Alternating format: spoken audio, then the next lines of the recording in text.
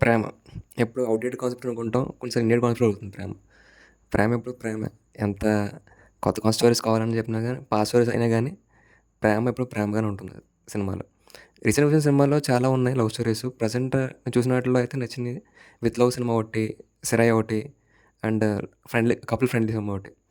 ఈ 3 సినిమాల్లో కూడా లవ్ అనేది మెయిన్ కాన్సెప్ట్ చూపించారనమాట. 'సిరాయ్' గానీ, లేకపోతే 'కపుల్ ఫ్రెండ్లీ' గానీ, 'విత్ లవ్' సినిమా గానీ. ప్రెజెంట్ 'విత్ లవ్' రివ్యూ గురించి చెప్దాం కాబట్టి చెప్తున్నాను. రివ్యూ ఏంటంటే 'విత్ లవ్' సినిమాకి ఒక అబ్బాయి, ఒక అమ్మాయి మ్యారేజ్ ఫిక్స్ అవుతారనమాట. అంటే ఫస్ట్ కలుస్తారు కదా మామూలుగా పెళ్ళికి ముందు.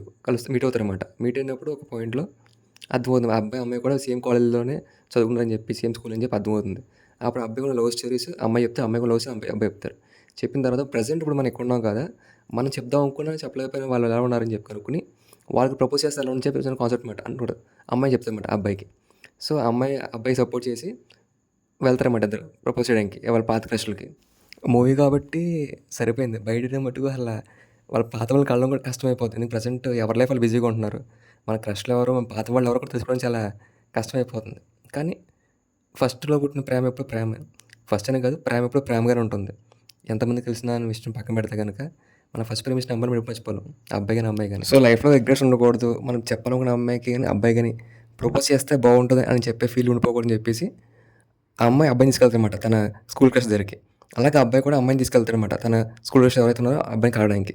సో, తర్వాత ఏమైందని చెప్పి సినిమా కాన్సెప్ట్ రన్ అవుతుంది. ఇప్పటికే సినిమా చాలామంది చూసి ఉంటారు. సినిమా అయితే నాకు చాలా బాగా నచ్చింది భయ్యా సినిమా. ఎక్కడ బోర్ కొట్టలేదు సినిమా మటుకు. కంప్లీట్‌గా రన్ అవుతున్నప్పుడు వచ్చేటప్పుడు కూడా చాలా బాగుంది సినిమా మటుకు. ఎక్కడ బోర్ కొట్టినట్టు అనిపించలేదు కానీ, స్కూల్ క్రష్ కాబట్టి కొంచెం మామూలుగా నచ్చింది. ఇంకా ఇప్పుడు ప్రెజెంట్ ఇంటర్మీడియేట్‌లో ఉంటారు, డిగ్రీలో కూడా ఉంటాయి లవ్ స్టోరీస్. కానీ స్కూల్ తీసుకొచ్చారు కాబట్టి కొంచెం బాగుంది. లాస్ట్ టైం కానీ చూసిన దానికన్నా. ఇంట్రోవర్ట్ అబ్బాయి, ఎక్స్‌ట్రోవర్ట్ అమ్మాయి. ఒకళ్ళు సపోర్ట్ చేసుకుంటూ లైఫ్‌లో ముందుకు వెళ్తుంటే ఎలా ఉంటది అని చెప్పి స్టోరీ తీసుకొచ్చారు. బాగుంది నిజంగా. ఎక్కడ బోర్ కొట్టలేదు సినిమా కూడా బాగుంది చూడొచ్చు. సో, మనలో చాలామంది కూడా మన చిన్నప్పుడు స్కూల్ క్రషెస్ గానీ, లేకపోతే కాలేజ్‌లో గానీ ఎక్కడ లవ్ స్టోరీస్ ఉంటాయి కన్ఫర్మ్ ప్రతి ఒక్కళ్ళకి. లేకుండా మట్టుకు ఉండవు. సో, మీకు ఏదైతే అనిపిస్తుందో ఆ అమ్మాయికి అప్పుడు చెప్పలేకపోయి ఉంటారు చాలామంది ఒక విషయాన్ని. సో, మీరేం చెప్దాం అనుకున్నా కింద కామెంట్‌లో చెప్పండి. ఆ అమ్మాయి చూస్తదా చూడదని కాదు.